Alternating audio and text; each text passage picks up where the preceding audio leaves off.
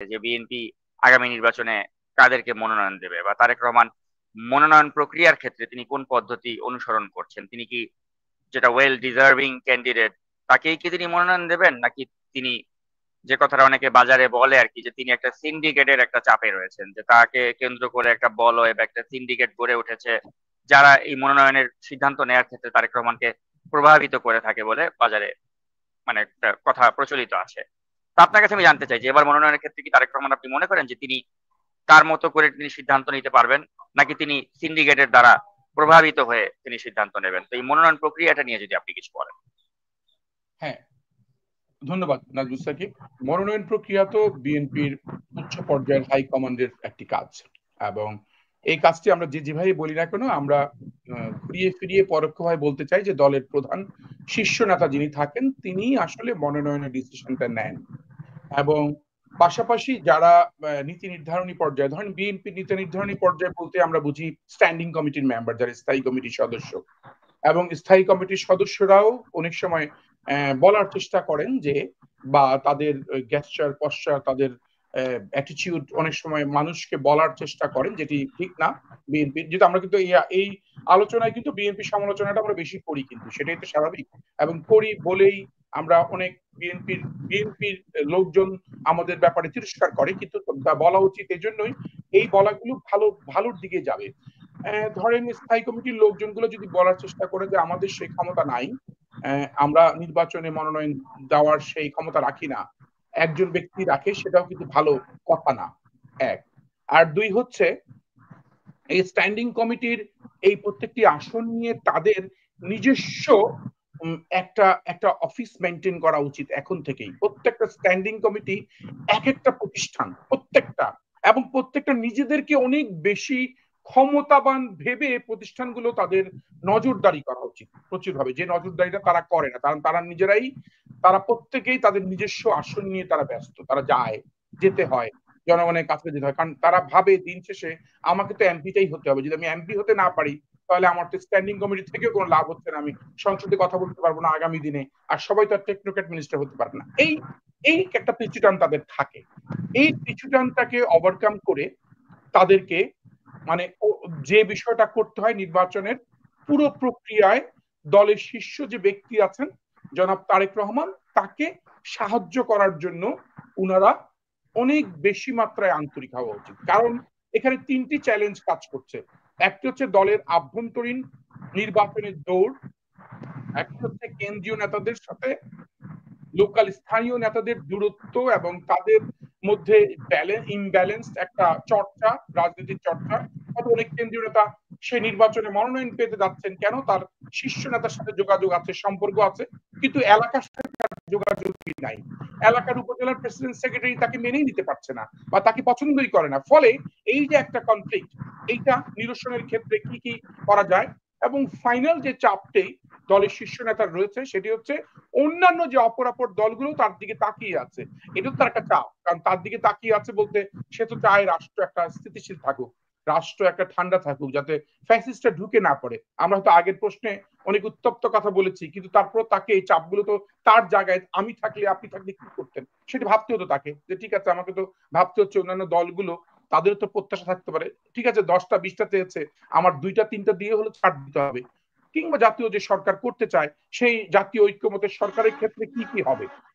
এটি বলার আগে আমি বলতে চাই, বিএনপির সমালোচনা করতে গিয়ে ধরেন কিছুদিন আগে যে কথাটি খুব ভাইরাল হয়েছে, স্বরাষ্ট্রমন্ত্রী একটি কথা ভাইরাল হয়েছে, সেই কথাটি কি, মানে আলতাফ সাবেক স্বরাষ্ট্রমন্ত্রী, সাবেক স্বরাষ্ট্রমন্ত্রী বিএনপির সময় যিনি স্বরাষ্ট্রমন্ত্রী ছিল, ওনার একটা কথা ভাইরাল হয়েছে, যে দেখেন উনি বলেছেন যে ওই বিভিন্ন বিশ্ববিদ্যালয়ে যাই দেখেন, বিভিন্ন প্রতিষ্ঠানে গিয়ে দেখেন সব জামাত দখল করে ফেলেছে, আর আমাদের লোকজনগুলা ওই ঘাট, ওই বাজার, ওই স্ট্যান্ড এগুলো দখল করেছে।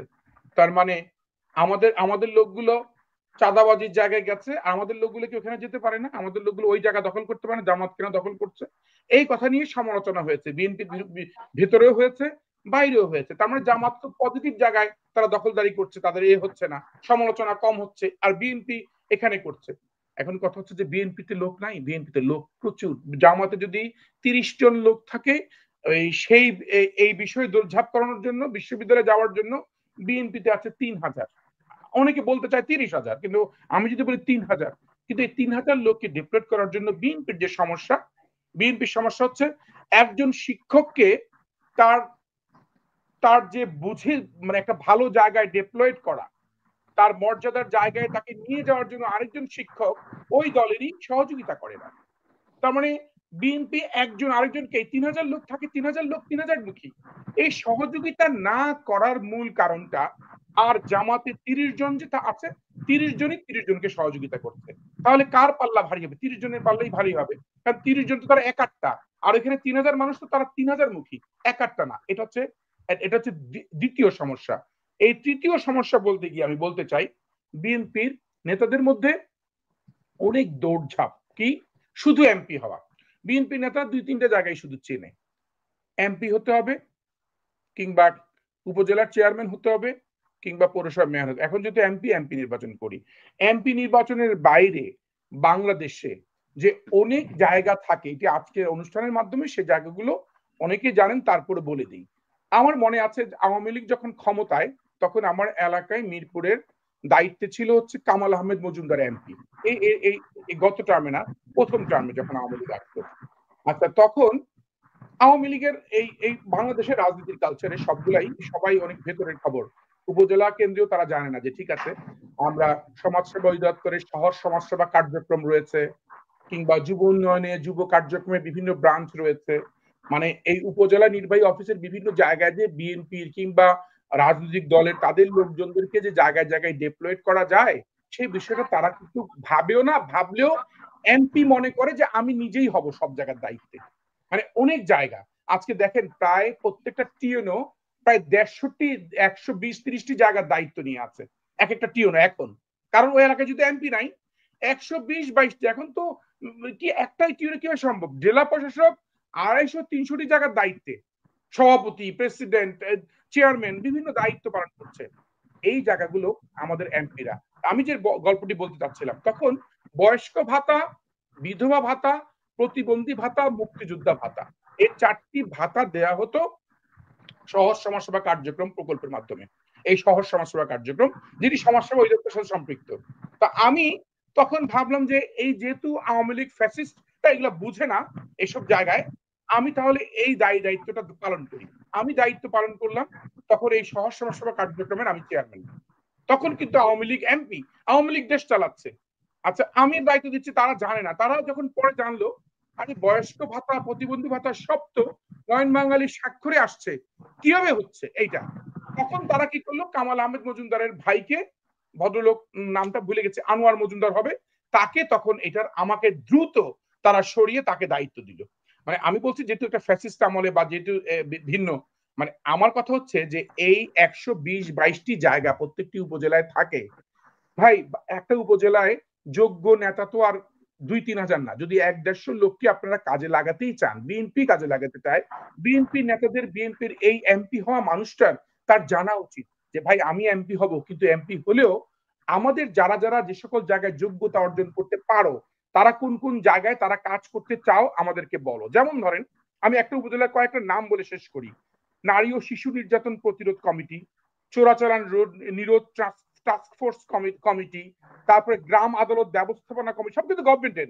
নদী রক্ষা, তথ্য অধিকার বাস্তবায়ন পরীক্ষণ কমিটি, তথ্য অধিকার সংরক্ষণ কমিটি, সন্ত্রাস নাশকতা প্রতিরোধ কমিটি, দরপত্র মূল্যায়ন ইজারাদার কমিটি। এইভাবে জলাশয় থেকে শুরু করে সড়ক আপনি যত, আমার কাছে 150টি পদের তালিকা রয়েছে এক একটা উপজেলায়। যে সকল কমিটির চেয়ারম্যানের দায়িত্ব যে আভ্যন্তরীণ খাদ্য শস্য সংগ্রহ, দুর্যোগ সারাদান সমন্বয় গ্রুপ, এমন গভর্নমেন্টের ছোট ছোট ছোট ছোট বহু জায়গা রয়েছে যারা এই কাজগুলো তারা করে নিয়ে আসতে চায়। কাদেরকে দিয়ে? সমাজের সুশীল মানুষদেরকে নিয়ে, সমাজের যারা, কারণ সব তো আর সরকারি কর্মকর্তারা করতে পারবে না, সব তো করে না, এই সরকারি কর্মকর্তার বাইরে। তখন এগুলো কারা করে? এগুলো করে যারা রাজনীতি করতে চায়, দেশের মানুষের খেদমত করতে চায়, জনগণের সেবায় নিয়োজিত থাকতে চায়। এগুলো তাহলে এই লোকগুলোকে নিয়োজিত রাখার জন্য বিএনপি কোন নেতা যাকে এমপি, আপনি জিজ্ঞেস করেন ভাই আপনি এমপি হতে চান, তো আপনি একার জন্য, আপনি এমপি হওয়ার পরে তো আপনার বউরে বানাবেন যে কোনো একটা ভালো কমিটির চেয়ারম্যান, বা আপনার ভাইকে বানাবেন অমুক জায়গার চেয়ারম্যান। ফলে আর বাকিগুলো সব পরেই থাকবে, কিংবা সরকারি লোকগুলোই খাবে, বা গ্রহণ করবে, বহন করবে, তা আপনার দলের যে এত নেতা কর্মী যাদেরকে দিয়ে, তাদেরকে তো আপনি অ্যাটলিস্ট মিনিমাম তাদের নেতৃত্ব বৃদ্ধির ক্ষেত্রে আপনি কি ভূমিকা রাখতে পারেন যে হ্যাঁ দেখো আমি উপজেলায় বা এই উপজেলা আমার আমার অধীনে, আমি যখন এমপি হব আমার অধীনে 2টি উপজেলা, এই 2টি উপজেলায়, এই উপজেলায় 100 থেকে 120টি জায়গা খালি রয়েছে, এখানে 120টি 200-250 মানুষকে, 200-250 নেতাকে আমি দায়িত্ব দিতে পারবো। তোমরা কেউ যুব উন্নয়নে নিজেদেরকে তৈরি করো, কেউ মহিলা নারী বিষয়ক উন্নয়নে নিজেদেরকে তৈরি করো, কেউ গ্রাম সরকার গঠনে তৈরি করো। এইভাবে যদি তৈরি করে এই তৈরির সিস্টেমটা আমরা চালু করতে পারি সরকারের সাথে সহযোগিতার ভিত্তিতে।